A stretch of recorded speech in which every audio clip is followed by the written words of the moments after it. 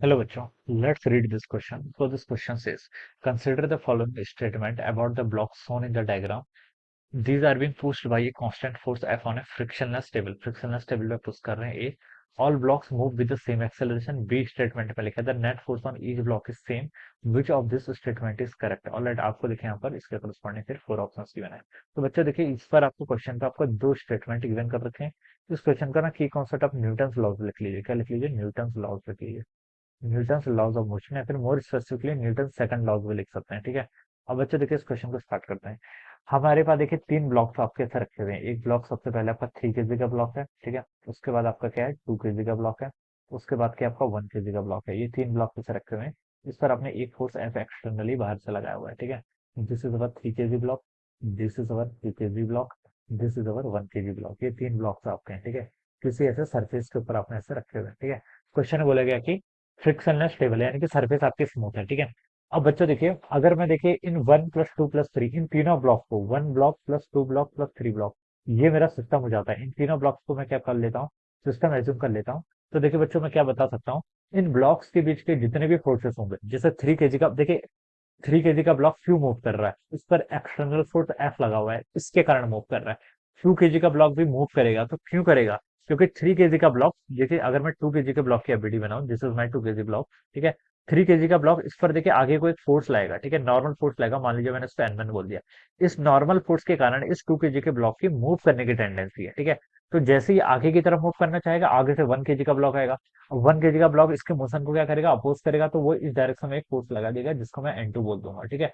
अब देखिए 1 kg के ब्लॉक को स्टडी करते हैं. वन ये तो आपका कितना है? 2 kg का ब्लॉक है. ठीक है.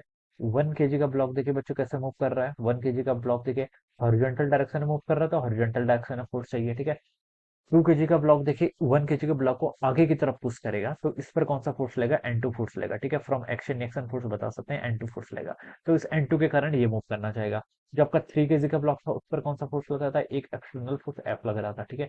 इसके कारण ये आगे जाना चाह रहा था लेकिन 2 kg का ब्लॉक इसके मोशन को रेसिस्ट करेगा. तो वो इस पर N1 लगा देगा किसमें? इस डायरेक्शन में. ये आ जाएगा. ठीक है. अब बच्चों देखिए अगर मैं तीनों को सिस्टम कंसिडर कर लेता हूँ तो ये N1 से ये N1 कैंसिल. ये N2 से आपका ये N2 कैंसिल. नेट फोर्स कौन सा बचेगा? सिर्फ एफ वाला फोर्स बचेगा. ठीक है.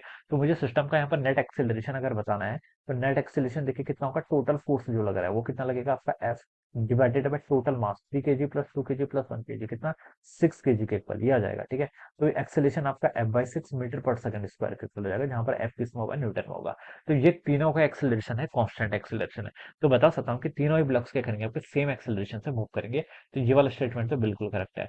बी पे बोला है the net force on each block is same which of this statement is correct. ठीक है. नेट फोर्स देखिए नेट फोर्स क्या सेम होगा? बिल्कुल नहीं होगा. ठीक है.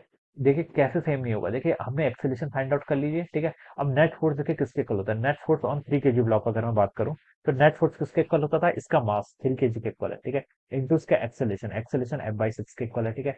तो यहाँ से आपका F/2 के इक्वल आ गया. ठीक है. ये नेट फोर्स है 3 kg के ब्लॉक पर. अगर मैं net force on 2 kg block देखूं तो 2 kg के ब्लॉक का एक्सेलरेशन कितना है?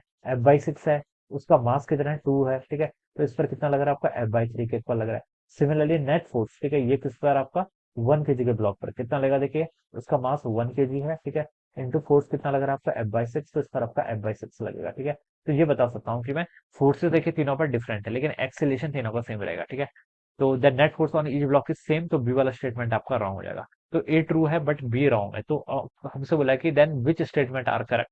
तो ए ओनली यानी कि जो आपका ऑप्शन 1 है ये क्या हो जाएगा? आपका राइट आंसर हो जाएगा इस क्वेश्चन का. Alright. So this will be the right answer. So I hope you all understood this concept. All the best and thank you so much.